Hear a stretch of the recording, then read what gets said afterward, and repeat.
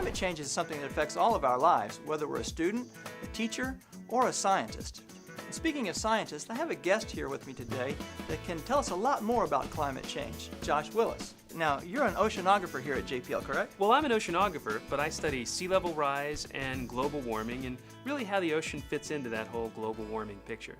Global warming is happening because people are emitting billions of tons of carbon dioxide and other greenhouse gases into the atmosphere. Now, when they get there, these greenhouse gases cause extra heat to be trapped on the Earth.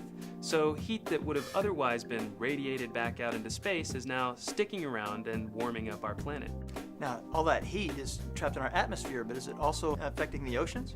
It turns out that 80 to 90% of the heat from global warming is actually going into the oceans. So the oceans are really the big Earth heat bucket. That's where all the heat winds up going. It turns out that the oceans can absorb 1,000 times the amount of heat as the atmosphere without really changing their temperature all that much. And the reason is because of something called heat capacity. Do you have an example that could maybe explain heat capacity? Let's imagine that this balloon represents the whole Earth's atmosphere. So now my candle, my little lighter here represents the sun, so let's add some heat to it and see what happens.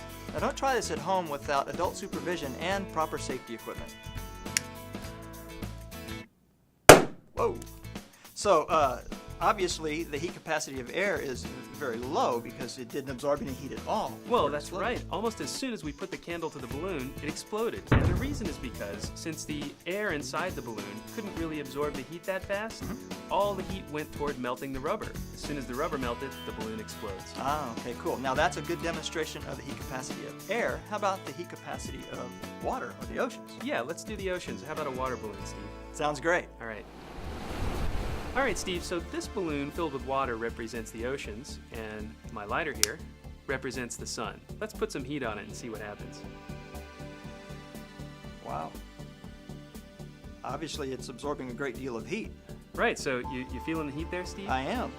All right, but the balloon really isn't, because it turns out that the water can absorb so much heat that it takes the heat away from the skin of the balloon before the rubber can melt, so the balloon doesn't pop. Excellent example. So the water has a tremendous ability to absorb heat, and if that's an analog for our oceans, that means our oceans are absorbing a lot of heat as well. That's right, they sure are, Steve. All right, well, global warming sounds like quite a problem. What can we do about it? Well, the first thing we need to do, Steve, is really just understand the problem.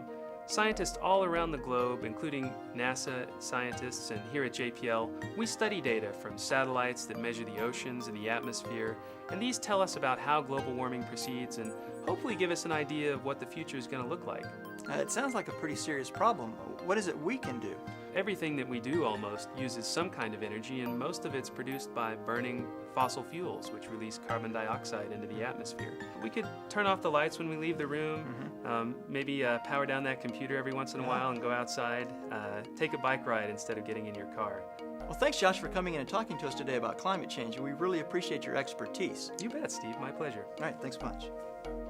To learn more about climate change and how NASA and JPL are studying the problem, go to climate.jpl.nasa.gov. And for more information about what NASA is doing in general, go to www.nasa.gov.